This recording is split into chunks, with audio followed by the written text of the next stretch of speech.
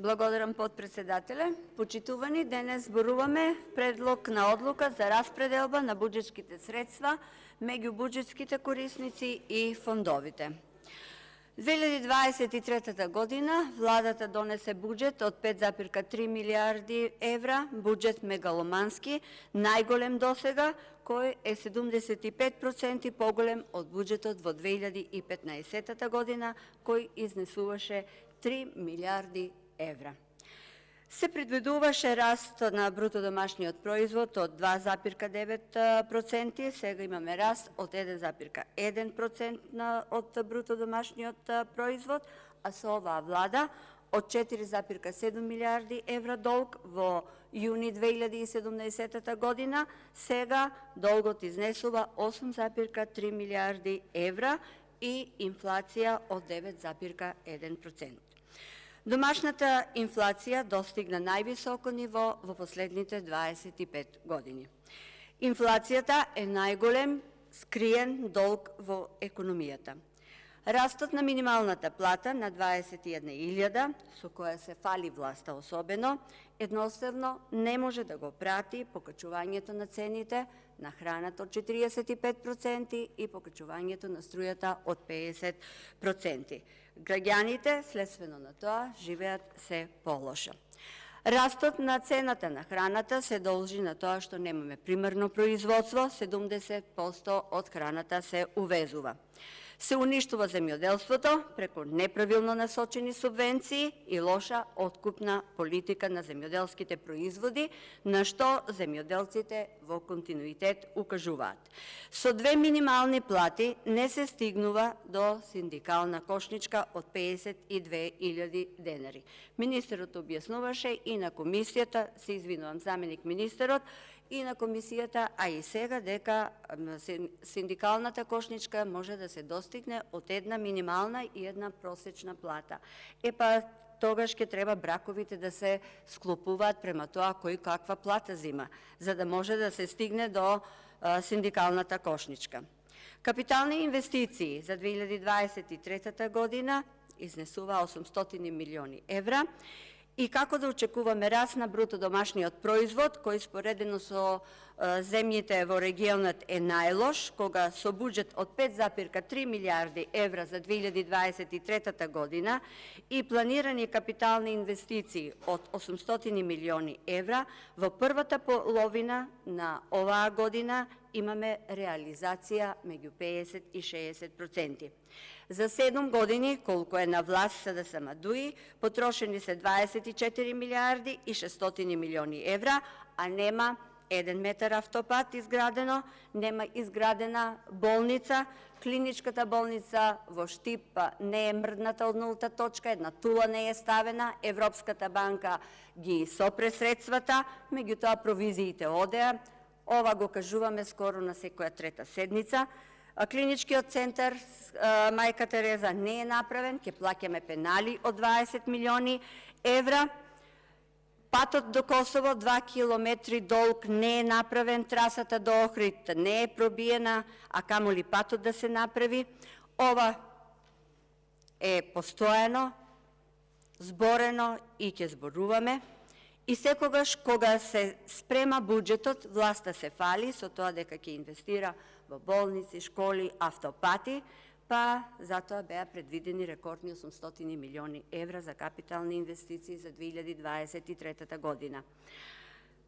Реков, се фалат со инвестиции, предвидуваат големи средства за високи средства за капитални инвестиции, а потоа ќе свати власта дека тоа не може да го реализираат затоа што се неспособни, не им е гале, битно е да се офајдат самите тие, па за кратко време ги кратат средствата, тие ги пренаменуваат средства за други трошоци, за да на крај и од скратените капитални инвестиции и тие не бидат употребени целосно.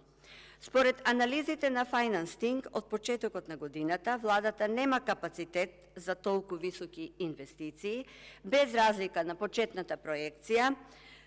Моменталниот капацитет за реализација на капиталните расходи се движи до 450 милиони евра. Денес зборуваме за прераспределба на буџетот за 2023 година со предлог одлука донесена од владата на Република Македонија, која собранието треба да ја усвои. Со оваа прераспределба ќе се обезбедат плати повисоки за 10% во јавната администрација, пензии за пензионерите од 5,3% наместо предвидените 6% од Законот за инвалидско и пензијско осигурување, и власта вели дека прави се за да се подобри животот на пензионерите, и тоа со покачување од 5,3%. А кога знаеме дека половината од пензионерите имаат пензија помалечка од 14.000 денари. И две минимални пензии почитувани се многу далеку од една синдикална кошничка која изнесува 52.000 денари. Со прераспределбата на средствата, владата треба да обезбеди и повеќе средства за социјална помош, за набавка на лекови, субвенции за земјоделците, а според новиот модел за субвенционирање на земјоделците не се задоволни, бидејќи реално не можат да ги исполнат условите, критериумите за да ги добијат субвенциите.